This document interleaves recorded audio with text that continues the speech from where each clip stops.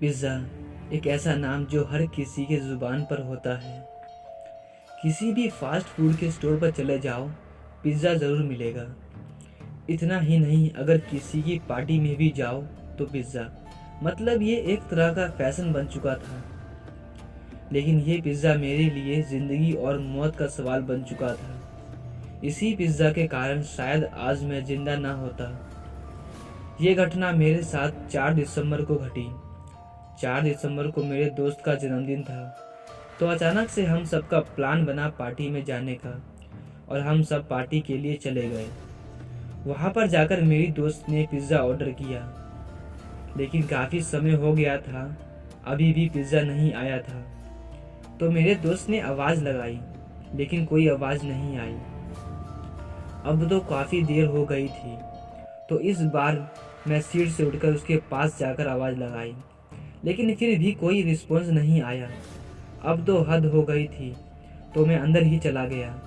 जब अंदर गया तो वहाँ का दृश्य देखकर मेरी तो जान ही निकल गई। वहाँ पर बहुत सारी डाइम थी जो कि पिज़्ज़ा खाने और बनाने में मगन थी। ये सब देखकर मेरा पूरा शरीर काँप रहा था। अचानक से एक चुड़ैल मेरी तरफ आने लगी। मैंने पीछे मुड़ के देखा तो कोई नहीं था। अब तो मुझे पक्का यकीन हो गया था कि ये मेरे पास ही आ रही है। तभी मैं वहां से तेज रफ्तार में भागा और सीधे अपनी सीट पर आकर बैठ गया। और जब मेरे दोस्तों ने पूछा कि क्या हुआ, तुम तो पिज्ज़ा लेने गए थे, कहाँ है पिज्ज़ा, लेकिन उन्हें क्या पता था कि मेरे साथ क्या हुआ था। जब मैंने उनको बताना चाहा तो मेरे मुंह से अल्फाज ही नहीं निकल रहे थे। मैं बोलना कुछ चाह रहा था, लेकिन बोल कुछ और रहा था। आखिर में मैंने चुप रहना ही सही समझा और चुप हो गया।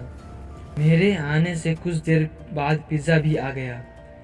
मेरे सभी दोस्तों ने खाना शुरू कर दिया, लेकिन मैंने जो देखा था उसे भुलाकर मैं पिज़्ज़ा कैसे खा सकता था। लेकिन मुझे खाना पड़ा और मैंने पिज़्ज़ा खाना शुरू कर दिया। पिज़्ज़ा खाने के बाद मैं बड़ा हैरान था कि हमें कुछ भी नहीं हुआ था। फिर मैंने सोचा कि कहीं वो मेरा वहम तो नहीं था जो मैंने हॉल में देखा था। लेकिन इस बात को वहम कहना मेरे लिए बहुत मुश्किल था। खैर, अब हम वहाँ से जा रहे थे, तभी मुझे वही चुड़ैल वापस दिखी जो बार बार कह रही थी कि ले पिज़्ज़ा खा ले। ये सब देखकर मैंने अपने दोस्तों को आवाज़ लगाई और उन्हें बुलाकर दिखाया, लेकिन यहाँ तो कोई भी नहीं था। बड़ी अजीब बात थी। और जब मेरे दोस्तों ने पूछा क्या हुआ, क्यों बुलाया, तब मैंने बात को घुमा दिया और मैं कर भी क्या सकता था।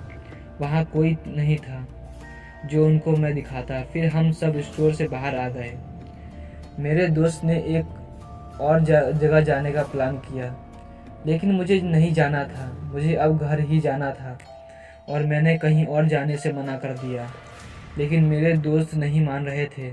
तो आखिर में मैंने जाने के लिए हाँ कह दी और हम सब भूत बंगला जा रहे थे। लेकिन ये बात मुझे बिल्कुल नहीं पता थी कि हम भूत बंगला जा रहे हैं। जब हम वहाँ पहुँचे तो उन्होंने कहा यहाँ पर भूतिया गेम्स खिलाई जाती हैं जो कि रियल लगती हैं। ऐसा लगता है जैसे ये हमारे साथ ही हो रहा है। तभी मैंने मन में कहा ये तो मेरे साथ सुबह से ही हो रहा है। खैर, अब हम यहाँ आ ही गए हैं तो सोचा कि एक गेम खेल ही लेते हैं। अंदर लेकिन कोई नहीं था। ऐसा लग रहा था कि ये आज सिर्फ हमारे लिए ही खुला है। सोचने वाली बात तो यह थी कि वहाँ पर गेम खिलाने वाला कोई भी नहीं था। जब हमने वहाँ पर टंगे पोस्टर में पढ़ा तो हमें पता चला कि इस मशीन में पैसे डालकर इसका बटन ऑन करके हमें वहाँ बैठ जाना है और हम सीधा गेम का आनंद ले सकेंगे। तो हम सबने वैसा ही किया और अब हम उस गेम में घुस चुके थे।